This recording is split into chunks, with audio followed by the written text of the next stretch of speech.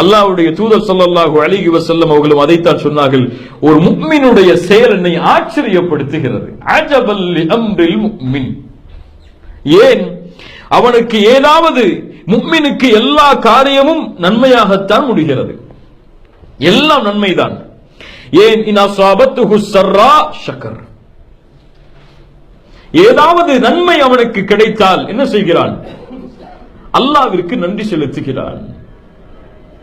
அல்லது ஏதாவது சோதனை அவனை தாக்கினால் என்ன செய்கிறான்? பொறுமையை கடைபிடிக்கிறான்.